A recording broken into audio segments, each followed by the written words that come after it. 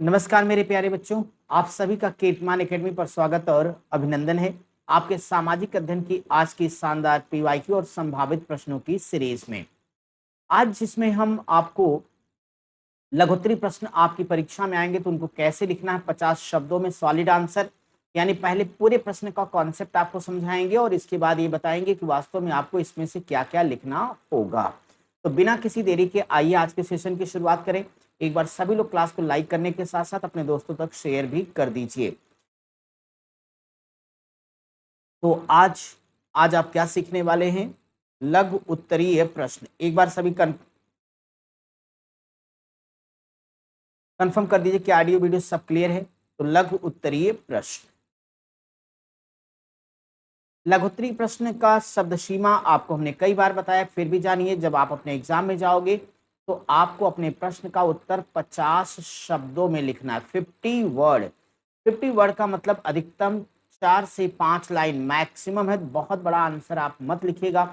हर चीज मैटर करती है। जब आप अनावश्यक उत्तर को लिखते हो तो एग्जामिनर उसे झल्लाता है और आपके नंबर कम देता है, और होना भी तो चाहिए, क्योंकि जब आपको वर्ड लिमिट दी गई है, शब्द सीमा दी गई है, तो आपको इस बात का ख्याल होना चाहिए कि हमसे हमारे प्रश्न का उत्तर कितने शब्दों में मांगा गया है। तो आइए शुरू करते हैं, एक एक सवाल को देख लेते हैं। सबसे पहला सवाल ये है, कहता है सप्त सैंधव नदियों के नाम लिखो। अब जैसे इन्होंने सप्त सैंधव नदियों के नाम की बात करी है तो आपके ध्यान में आ जाना चाहिए, अभी उत्तर हम लिख के दिखा रहे हैं आपको, कि इसका मतलब एक कहीं न कहीं वैदिक काल की नदियों के बारे में बात की जा रही है। तो अगर यहाँ पे वैदिक कालीन नदियों के बारे में बात की जाएगी, तो अगर वैदिक कालीन नदियां, अब इन वैदिक कालीन नदियों में किसकी बात करें?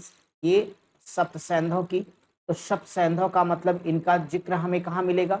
ऋग्वेद में मिलेगा। अब ये बेसिक बात अगर हमारे ध्यान में है तो हम उत्तर कैसे लिखेंगे? ऐसे लिख देंगे कि भाई सप्त सैंधव शब्द की उत्पत्ति संस्कृत से हुई है। इसमें सप्त का मतलब 7 है और सैंधव का अर्थ है सिंधु नदी से संबंधित। अब वैदिक काल में पंजाब और उसके आसपास के एरिया को सप्त सैंधव के नाम से जाना जाता था। इसमें जो 7 नदियां हैं उनमें सिंधु, झेलम, चीनाब, राबी, ब्यास, सतलज या सतलुज और सरस्वती। इतना आपने लिख दिया, आपका सॉलिड आंसर यहाँ पे कंप्लीट हुआ। चलिए भाई अगले सवाल को देखिए, सौर मंडल या सौर परिवार किसे कहते हैं? सवाल या तो ऐसे पूछा जाएगा या फिर कहेगा सौर मंडल से आप क्या समझते हैं, स्पष्ट कीजिए। आप इस बात को ना भूलना कि आपको मैक्सिमम 50 वर्ड 50 शब्द में ही अपने प्रश्न के उत्तर को समेटना है। अब इसे कैसे लिखोगे? सौरमंडल कहोगे सूर्य के चारों ओर चक्कर लगाने वाले विभिन्न ग्रहों, क्षुद्र ग्रहों, धूमकेतुओं, उल्काओं तथा अन्य आकाशीय पिंडों को क्या कहते हैं भैया? सौरमंडल कहते हैं।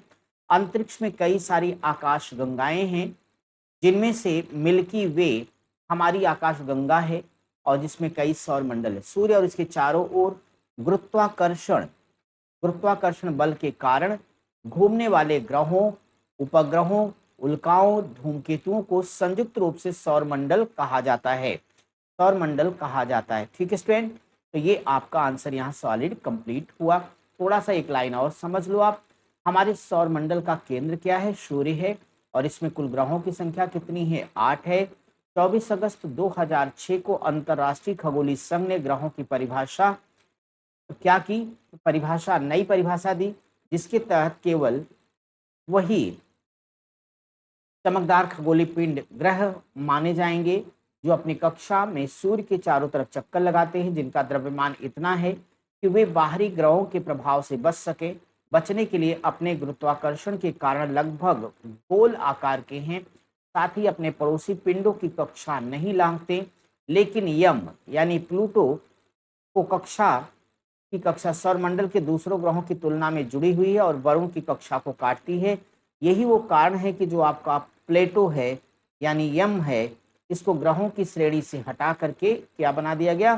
तो क्षुद्र ग्रह की श्रेणी में इसको डाल दिया गया। पहले ग्रहों की संख्या 9 थी और वर्तमान में ग्रहों की संख्या 8 हो गई है। अगला सवाल से पहले थोड़ा सा यहाँ पे चीजें एक बार विस्तार से देख लीजिए। खगोलीय पिंड माने जाएंगे, यहाँ पे हमने आपको बता दिया। प्लेटो के बारे में बताया गया कि इनको क्या किया गया, बाहर कर दिया गया। वर्तमान में केवल 8 ग्रह, उनका नाम जान लीजिए आप लोग कौन है। बुध यानी मरकरी, शुक्र, वीनस, पृथ्वी आपका अर्थ हो गया, मंगल, बृहस्पति, शनि हो गया आपका, अरुण और वरुण। वर्तमान में आपके ये 8 ग्रह हैं। अब यहाँ पे 1 मिनट हम लेके आए, इतना बड़ा आंसर लिखने की जरूरत नहीं है। आपका सवाल क्या था? आपका सवाल था सौरमंडल किसे कहते हैं। अब जब आपने ये परिभाषा लिख दी सौरमंडल किसे कहते हैं, इतना आपने लिख दिया। इतना लिख देने के बाद बाकी चीजें हमने सिर्फ समझाई, बहुत करिएगा। सौरमंडल, और सौरमंडल में सीधे लिखना ग्रहों की संख्या 8 है, और ये सब कुछ मत लिखना। ऊपर वाली लाइन लिखने के बाद सीधे इसके बाद सौरमंडल किसे कहते हैं कहने के बाद, और उसके बाद सीधे लाइन बदल के यहां से लिख दीजिएगा कि अब सौरमंडल में 8 ग्रह, उनके नाम लिख दीजिएगा। आपका आंसर परफेक्ट हो गया, बस इतना करना है। अब कहता है 4 वेदों का नाम लिखिए और संक्षेप में ऋग्वेद का परिचय दीजिए। तो जैसे इन्होंने इतनी सी बात कही तो तुरंत आपके मन में विचार आएगा कि सर अगर 4 वेदों का नाम कहेगा, अभी मैं लिख के दिखा रहा हूं, तो एक हमारे मन में क्या आएगा भाई, चलिए सबसे प्राचीनतम वेद कौन सा, ऋग्वेद होगा। फिर आप कहोगे सर हम यजुर्वेद लिख सकते हैं, हाँ। फिर आप सामवेद लिख सकेंगे, तो ये आपके पास क्या हो गया, सामवेद और अथर्ववेद। अथर्ववेद जितना कहा जाएगा उतना आपको आंसर करना है। कहा गया थोड़ा ऋग्वेद का संक्षिप्त परिचय दे दीजिए। अब कह दीजिएगा ऋग्वेद एक ऐसा वेद है या ग्रंथ है जिसमें कुल क्या है, 10 मंडल हैं। कितने मंडल हैं इसमें, 10 मंडल हैं। 1028 सूक्त हैं, लगभग 6000 के आसपास मंत्र हैं। पूरे नहीं हैं तो लगभग शब्द का प्रयोग कर दीजिएगा कि लगभग क्या होंगे, 6000 यानी 6000 के आसपास यहाँ पे मंत्र हो जाएंगे। ऋग्वेद को पढ़ने वाला या ऋग्वेद के यज्ञों का संपादन करने वाला जो पुरोहित है उसे क्या कहते थे, होत्री। होत्री नामक पुरोहित इसके मंत्रों का उच्चारण करता था। इसी होत्र को कभी कभी होता भी लिख दिया जाता है। और यहाँ पे थोड़ा सा और संक्षेप में परिचय दे देंगे कि भाई ऋग्वेद का सबसे महत्वपूर्ण है 10वां मंडल है। क्यों? क्योंकि आप कहोगे सबसे पहले 10वां मंडल में हमें जानकारी मिलती किस बात की, वर्ण व्यवस्था की हमें जानकारी प्राप्त होती है, जिसमें हम ब्राह्मण, क्षत्रिय, वैश्य और शूद्र की उत्पत्ति एक विराट पुरुष के शरीर से होना समझ पाते हैं। 10वें मंडल में नदी सूक्त का भी जिक्र आया हुआ है। और इस पूरे ऋग्वेद में कह दीजिएगा सबसे महत्वपूर्ण देवता के तौर पर तो आप यहाँ पे इंद्र भगवान का नाम ले सकते हैं, जिनके लिए कुल 250 सूक्तों की अकेले रचना की गई है। यानी पूरे ऋग्वेद का 25% मंत्र इनका ही है, या 1/4 कहिएगा। दूसरे नंबर पे महत्वपूर्ण देवता के तौर पर आप अग्नि का नाम ले लीजिएगा। ये मानव और भगवान के बीच में मध्यस्थ का भूमिका निभाती, कौन, अग्नि देवता। तो ऐसे तमाम चीजें, गायत्री मंत्र का जिक्र कहाँ, ऋग्वेद में। आपने 4-5 चीजें डाल दी, एग्जामिनर आपका खुश हो जाएगा, आपका काम पूरा हो जाएगा। लेकिन अब हम आपको इसका पीडीएफ पे भी आंसर दिखा देते हैं ताकि आप अच्छे से चीजों को कर पाएं। ठीक है, बढ़िया है, बहुत अच्छा। चलिए भाई अब देख लीजिए ऋग्वेदों के 4 नाम, सारी बात बता चुका हूँ। यहाँ आपने कह दिया ऋग्वेद, यजुर्वेद, सामवेद, अथर्ववेद। ऋग्वेद में 10 मंडल और ये 1028, यहाँ थोड़ा सा गलत हो गया है, 1028 सूक्त होंगे। 1028 सूक्त होंगे, लगभग कि ज्यादा हो गया है, लगभग आपका 6000 के आसपास इसमें कितने होने, मंत्र हो जाने हैं। और इसमें पहला और 10वां सबसे बाद में जोड़ा गया। 2 से 7 तक के मंडल सबसे प्राचीन हैं। इसी ऋग्वेद में अग्नि, मित्र, इंद्र, वरुण तमाम देवताओं की स्तुति में रची गई प्रार्थनाओं का संकलन है।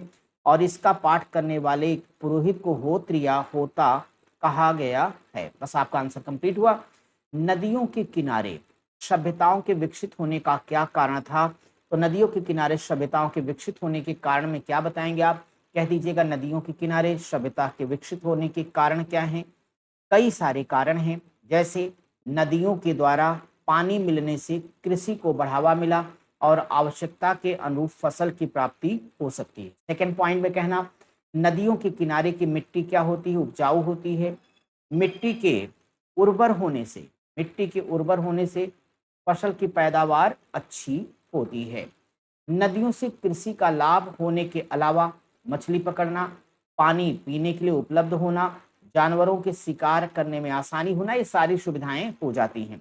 नदियों से लोगों के आवागमन और माल को लाने ले जाने में भी सुगमता होती है। नदियों के किनारे आवास बनाने के लिए मिट्टी यानी भूमि भी आसानी से उपलब्ध हो जाती है। तो ये तमाम वो कारण रहे जिसकी वजह से लोग नदियों के किनारे बहुत सारी सभ्यताओं का क्या हुआ है, विकास हुआ है, उदय हुआ है। अब कहता है यातायात के दो नियम बताओ। कितने नियम? दो नियम।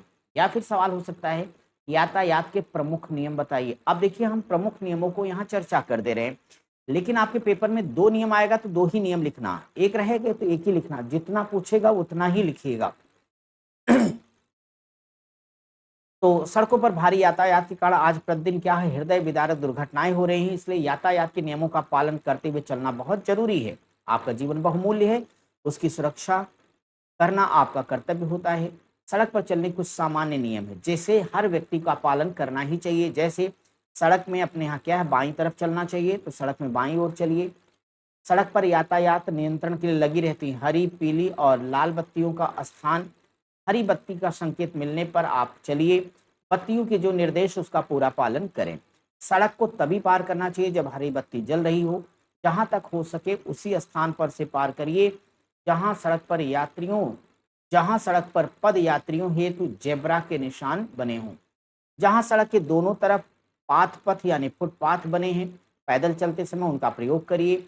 अगर सड़क पर लाल बत्ती नहीं लगी है और यातायात पुलिस कर्मचारी आपको निर्देश दे रहा है तो उसके निर्देशों का पालन आपको जरूर करना चाहिए। तो हमने कई सारे कारण बता दिए, आप इनमें से कोई भी दो लिख दीजिएगा, आपको उत्तर परफेक्ट हो जाएगा। हमारे जितने स्टूडेंट अभी भी वीडियो को लाइक नहीं किए भूल गए हैं, लाइक कर दीजिए और दोस्तों तक सभी को करिए शेयर, कह दीजिए अच्छे से देख लीजिए उत्तर लिखना कैसे वो जान जाएंगे। चलिए भाई अगला, भारत के कोई 5 पड़ोसी देशों के नाम और उनकी राजधानी आपको बतानी है। तो भारत के 5 पड़ोसी देशों के नाम और उनकी राजधानी के बारे में बात करेंगे। तो जरा एक बार आप देखिए भारत के पड़ोसी देशों के नाम और राजधानी। भारत के पड़ोसी देशों की राजधानी में एक नाम आपने क्या लिखा भाई? श्रीलंका। श्रीलंका की राजधानी क्या है? कोलंबो। लेकिन याद होगा आपको कि श्रीलंका की राजधानी कोलंबो पुरानी राजधानी है।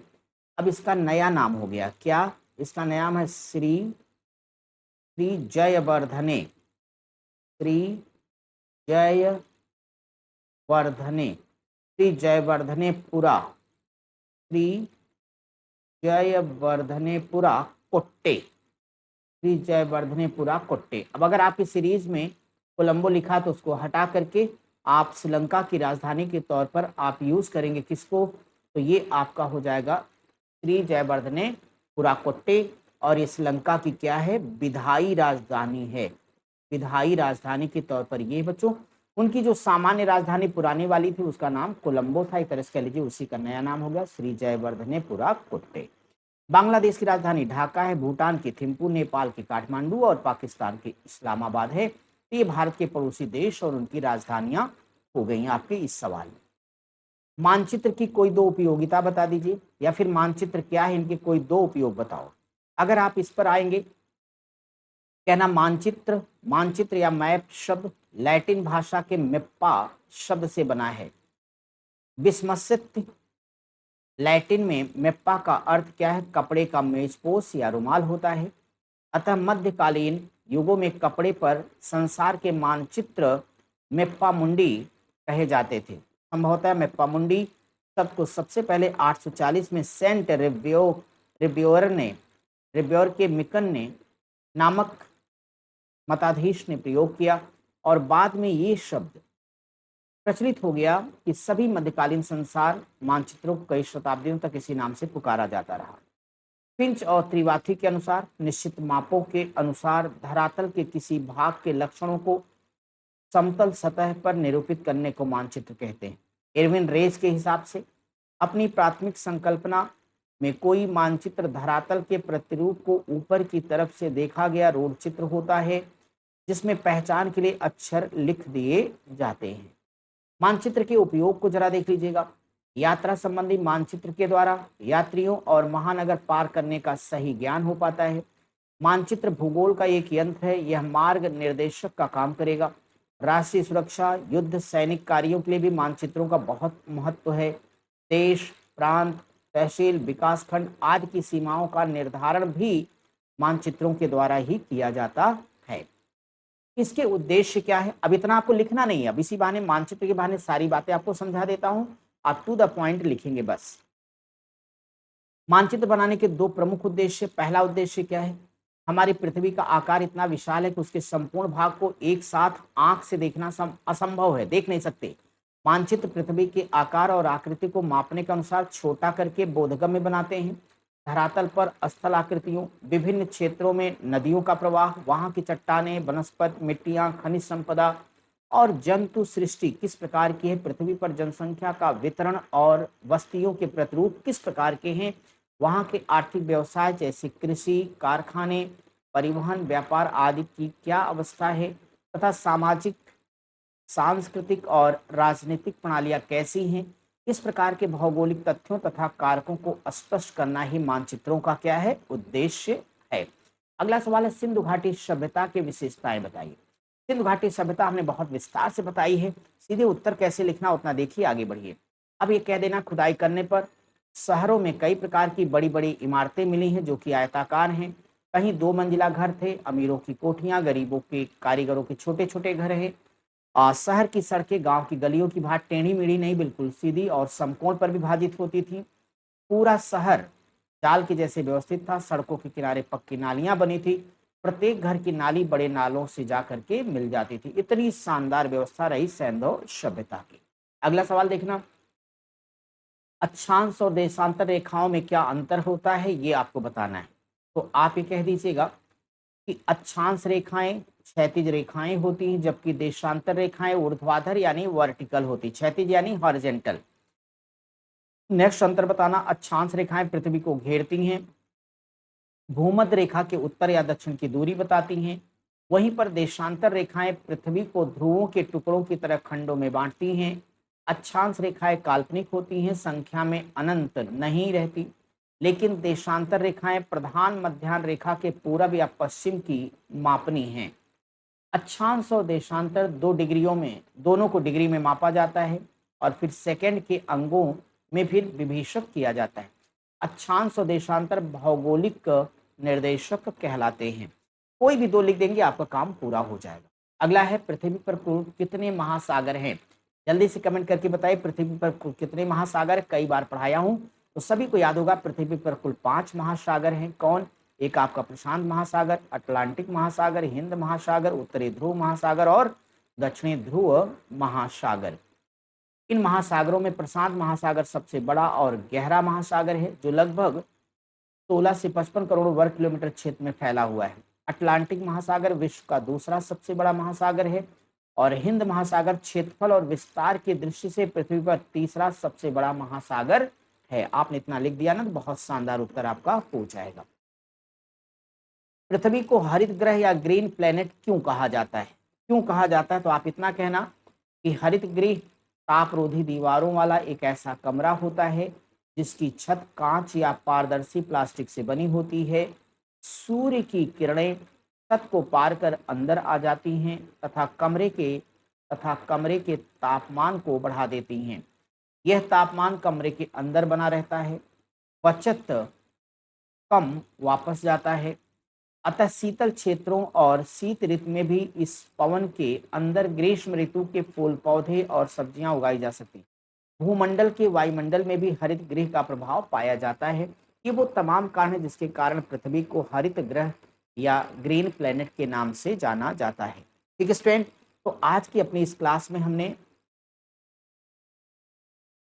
आपको ये बताया कि देखो भाई, 11 प्रश्नों को उत्तर आपने देख लिया, कैसे उत्तर देना थोड़ा ये जान लीजिए। अब हिमालय को कितनी श्रेणियों में बांटा गया थोड़ा हम विस्तार से समझा देंगे, लेकिन आप केवल 50 शब्द में ही अपने प्रश्न का उत्तर दीजिएगा। ओनली 50 वर्ड में उत्तर आपको चुनना रहेगा। जल्दी से एक बार इसे आप देख लीजिए, फिर आपसे हम बातें करने वाले स्टूडेंट। तो कहना, भारतीय महाद्वीप को 4 भौगोलिक विभागों में बांटा गया है। एक आपका उत्तर पर्वतीय प्रदेश है, ये भारत का सबसे ऊपरी भाग है और इसको हम निम्नलिखित शीर्षकों के माध्यम से समझ पाएंगे। जैसे हिमालय पर्वत श्रृंखला, तो हिमालय 3 समानांतर पर्वत श्रृंखलाओं के रूप में पश्चिम से सिमुगर्ज से पूर्व में ब्रह्मपुत्र गर्ज तक फैला है। कश्मीर से अरुणाचल प्रदेश तक हिमालय पर्वत की श्रृंखला 300 किलोमीटर क्षेत्र में फैली हुई है। पूरब में इसकी चौड़ाई 150 किलोमीटर, पश्चिम में 500 किलोमीटर है। यह विश्व का नया मोड़दार पर्वत है जो मुख्य रूप से परतदार चट्टानों से बना हुआ है। इसका निर्माण कब हुआ? तो टर्शियरी काल में हुआ। यह पर्वत श्रेणी पश्चिम में नंगा पर्वत से लेकर पूर्व में नामचा बरवा तक फैली है। इन दो स्थलों पर तीखे मोड़ भी पाए जाते हैं। माय डियर फ्रेंड, तो आपने यहाँ पे समझ लिया, क्या समझ लिया कि आज हमने आपको ये बताया है कि किस तरह से आपको लघुत्तरीय प्रश्नों का उत्तर देना है। मुझे प्रसन्नता है कि आज सामाजिक अध्ययन का क्लास भी कंप्लीट हो गया। फिर भी आप लोगों को लगेगा तो हम कुछ और क्लासेज इस पे करा देंगे, लेकिन अब एक नया टॉपिक कल से हम आपकी क्लास में लेंगे। रोज रोज हम कहते हैं अब आपकी क्लास राइट टाइम 8:50 पर आपको डेली मिल रही है, मिलती रहेगी, और बीच बीच में अलग से हम आपको मैराथन भी देते रहेंगे। हमने आपसे कहा कि अगर किसी दिन हम किसी कारण से उपलब्ध नहीं होंगे तो उस दिन आपकी क्लास रिकॉर्ड फॉर्म में वीडियो जाएगी, और अगर हम उपलब्ध होंगे तो आपकी क्लास लाइव जाएगी। आपको लाइव या वीडियो से कोई मतलब नहीं, आपकी क्लास रेगुलर जाएगी। आपको पढ़ने से मतलब है। जब वीडियो जाए तब भी आपको शुरू से लास्ट तक एक एक सवाल देखना है और वीडियो के नीचे कमेंट करना है। लाइव रहूंगा तो सारी बातें आप करते हो। तो अब चलिए भाई, हम आपके नए टॉपिक के साथ मिलेंगे। आप लोग वीडियो के नीचे कमेंट करके बताना अगला चैप्टर आप लोग कौन सा पढ़ने वाले हो। लेकिन क्लास से जाने से पहले याद रखना, एग्जाम के एक रात पहले जो ज्ञान आता है, अगर वो साल भर रहे तो हर कोई टॉपर बन सकता है। कितनी खूबसूरत लाइन है, इसे याद कर लेना, सब कुछ आपका अच्छा हो जाएगा। वैसे आपकी ज़्यादा डिमांड थी सीडीपी की, बाल विकास की, तो कल से आपकी जो क्लास है वो बाल विकास पर आएगी। फिर भी आपको चैप्टर अगला कौन सा पढ़ना है या ज़्यादा डिमांड आपकी क्या, वो आप हमें जरूर बताइएगा। जितने टॉपिक आपके पूरे हुए सबकी प्लेलिस्ट बनी है। आज के सेशन को यहीं पे करते हैं समाप्त, और हमारी होगी आपकी फिर कल मुलाकात। तब तक आप सब स्वस्थ रहिए, मस्त रहिए। Thank you so much.